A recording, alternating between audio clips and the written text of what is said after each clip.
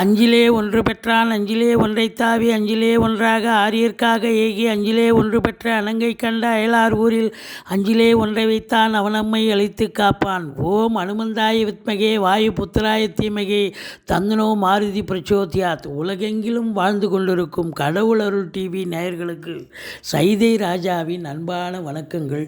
நாம் இப்பொழுது இந்த எபிசோடில் வார ராசி பலன்கள் வாக்கிய பஞ்சாங்க அடிப்படையில் ஜனவரி 29 முதல் பிப்ரவரி 4ஆம் தேதி வரைக்கும் உள்ளடக்கிய நாட்களுக்கு கிரகங்கள் ஒவ்வொரு ராசிக்கும் எப்பேற்பட்ட பலன்களை வழங்கப் போகிறது என்பதை பார்க்கலாம் வாங்க.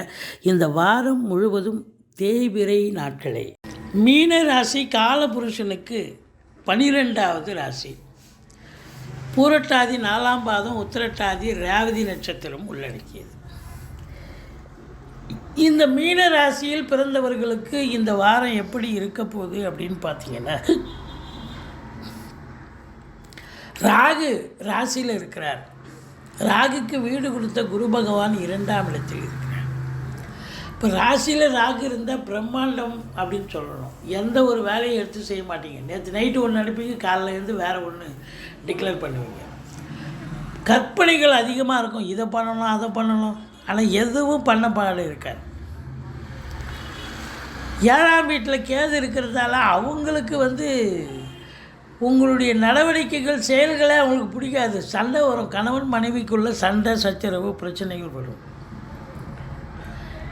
2ஆம் இடத்துல குரு இருக்கிறதுங்கிறது குடும்பஸ்தானத்தில் குரு இருக்க கொடுத்து வைக்கணும். அப்போ குடும்பத்தில் நிம்மதி, சந்தோஷம், குதூகலம், நல்ல பண வரவு, பொருள் வரவு, பொருளாதார மேன்மை இருக்கும், பண வரவு இருக்கும். பணம் பல வகையில் பையை நிரப்பக்கூடிய ஒரு காலகட்டம் இது. தொழிலில் மட்டும் இல்லை, பிள்ளைகளால் பண வரவு, ஷேர் மார்க்கெட் மூலம் இருக்கும், அசையா சொத்துக்கள் மூலம் இருக்கும். இப்படி பலதரப்பட்ட வருமானங்கள் உங்களுக்கு வரக்கூடிய ஒரு காலகட்டம்.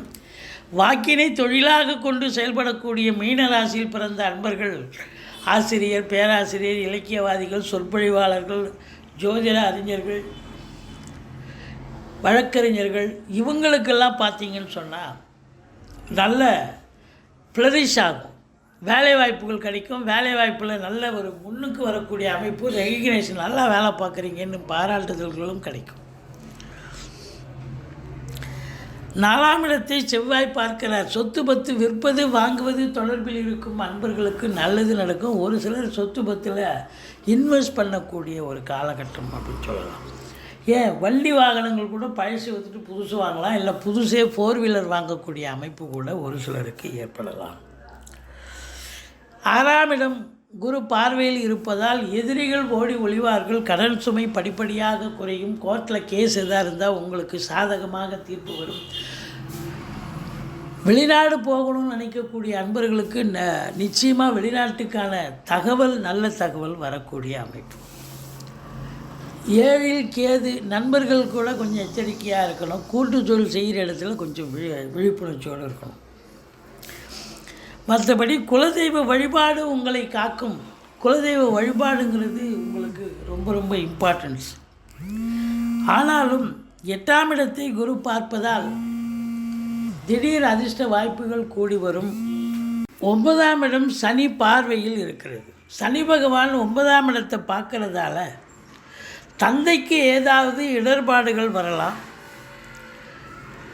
தேக ஆரோக்கியத்தில் அக்கறை தேவை அப்படின்னு சொல்கிறோம். அதே நேரத்தில் பாக்கிய குறைவு ஏற்படும். ஏதாவது ஒன்று எதிர்பார்த்து போவீங்க, அது தள்ளிகிட்டே போகும். ஏன்னா பாக்கியஸ்தானத்தை சனி பகவான் பார்க்கறது கொஞ்சம் பாக்கிய தடையை ஏற்படுத்தும் அப்படின்னு சொல்லலாம்.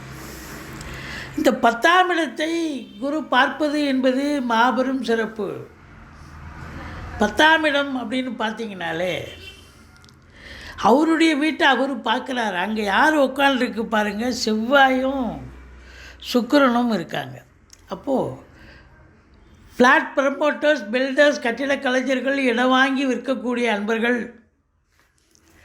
விவசாயம் சார்ந்த பிரிவில் பணியாற்றக்கூடியவர்கள், விவசாய பணியாளர்கள், களை எடுக்கிறவங்க, நாற்று நடுறவங்க, அறுவடை இருக்கிறவங்க, உரம் இடுறவங்க, இதையும் தாண்டி இந்த டிராக்டர் வச்சு இப்போ வந்து எல்லாம் டிராக்டர் வந்தாச்சு உங்களுக்கு விவசாயத்துக்கு. அப்போ டிராக்டர் வந்து எப்போ உள்ளே வந்ததோ அப்போது மேனுவல் ஒர்க்கு குறைஞ்சி போச்சு, மிஷின் ஒர்க்கு அதிகமாகி போச்சு. அப்போது அதை வச்சு தான் ஓரளவுக்கு இப்போ விவசாயத்தில் இன்ட்ரெஸ்டிங்காக இருக்கிறாங்க, ஈடுபாடு அதிகமாக இருக்காங்க. ஆனால் இருந்தாலும் இந்த களை எடுக்கிற வேலையெல்லாம் சில அது பணியாளர் வேலை பார்த்து தான் ஆகணும். செங்கல், மணல், ஜல்லி, ஹார்ட்வேர்ஸ் போன்ற பிரிவில் பணியாற்றக்கூடியவர்களுக்கு ஒரு பொக்கிஷமான ஒரு காலகட்டம். அதில் செங்கல் சூளையில் வேலை பார்க்குறாங்க பாருங்கள், செங்கல் சூளை வச்சு நடத்துவாங்க பாருங்கள், அவங்களுக்கெல்லாம் ஒரு கிஃப்டடு டைம் அப்படின்னு சொல்லணும். காவல்துறை, தீயணைப்புத்துறை, மருத்துவத்துறை, இராணுவத்துறை, ஐஏஎஸ், ஐபிஎஸ், ஐஎஃப்எஸ் அதற்கு நிகரான பணியில் இருக்கும் அன்பர்கள் அத்துணை பேர்களுக்கும் நல்லது நடக்கும். ஃப்ளாட் ப்ரமோட்டர்ஸ், பில்டர்ஸ், கட்டிடக் கலைஞர்கள், இடம் வாங்கி விற்கக்கூடிய அன்பர்கள் இவங்களுக்கெல்லாம் ஒரு சிறப்பான ஒரு காலகட்டம். கட்டிட பணியாளர்கள், சித்தாள், பெரிய ஆள், மேஸ்திரி வேலை, கம்பி கட்டுறவங்க, ஏன் நெசவு தொழில் பண்ணுறவங்க கூட நெசவு தொழில், கால்நடை வியாபாரம் பண்ணுவாங்க சில பேர். கால்நடைன்னா ஆடு விற்பது, மாடு விற்பது, இதெல்லாம் சந்தையில் தான் நடக்கும் வில்லேஜுங்களில். கோழி விற்பது, இது போன்ற கால்நடை வியாபாரம் பண்ணக்கூடியவர்களுக்கு கூட ஒரு பொக்கிஷமான ஒரு வாரம். கல்வி நிறுவனங்கள், கல்விக்கூடங்கள், கல்வியாளர்கள், கல்வி பயிலும் மாணவ செல்வங்கள் இவங்கெல்லாம் நல்லா படிப்பாங்க.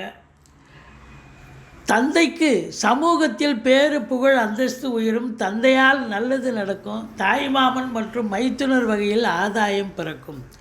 அதிலே பத்திரிகை துறை, மீடியா துறையில் பணியாற்றக்கூடியவர்கள், புதனுடைய ஆதிக்கம் நிறைந்த ஆசிரியர் பெருமக்கள், பேச்சாளர்கள், ஜோதிட அறிஞர்கள் இவங்களுக்கெல்லாம் கூட இந்த வாரம் ஒரு பொன்னான ஒரு வாரம் என்று சொல்லலாம். நல்ல சம்பாத்தியத்தை பார்க்க போகிறீங்க.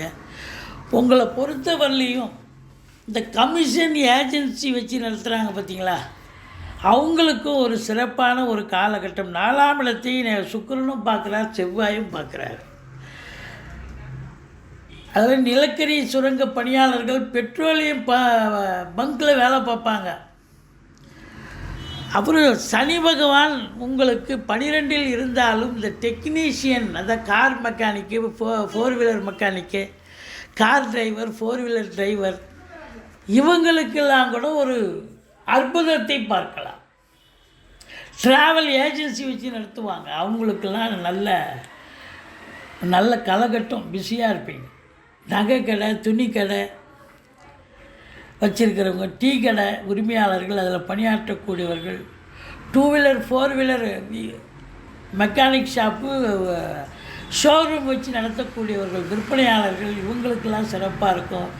தனியார் பேருந்து, அரசு பேருந்து ஓட்டுநர்கள், இயக்குநர்கள், ஃபேன்சி ஸ்டோர் வச்சு நடத்துகிறவங்க, ஸ்டேஷ்னரி ஸ்டோர் வச்சு நடத்துகிறவங்க,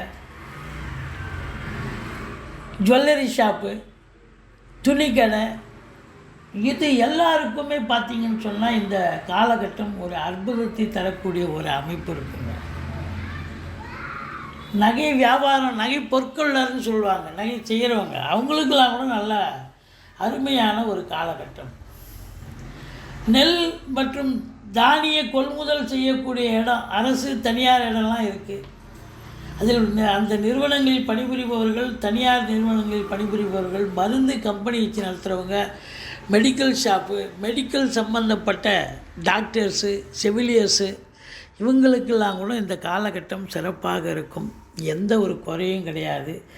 இந்த ராசியில் பிறந்தவர்களுக்கு 1, 2, 3 சந்திராஷ்டம நாளாக வருவதால் எச்சரிக்கையோடு இருங்க. மற்றபடி இந்த வாரம் அற்புதமான ஒரு வாரம். 19 வயசுக்குள்ளே இருக்கிற பிள்ளைங்களுக்கு கொஞ்சம் படிப்பில் மந்தத்தன்மை இருக்கும். ஆனால் அதுக்கப்புறம் இருக்கக்கூடிய இளைஞர்களுக்கு பொற்காலம், நினைச்சதை சாதிக்கக்கூடிய காலம். பிள்ளையாரை வழிபாடு செய்யுங்க, ஈஸ்வரனை போற்றுங்கள். வாழ்க்கை வளமோடும் நலமோடும் அமையும். கடவுள் அருள் டிவியை பார்த்தமைக்க நன்றிகள். மேலும் இது போன்ற தகவல்களை தெரிந்து கொள்ள கடவுள் அருள் டிவியை சப்ஸ்கிரைப் செய்யுங்கள். மறக்காமல் பெல் ஐக்கானை கிளிக் செய்யுங்கள்.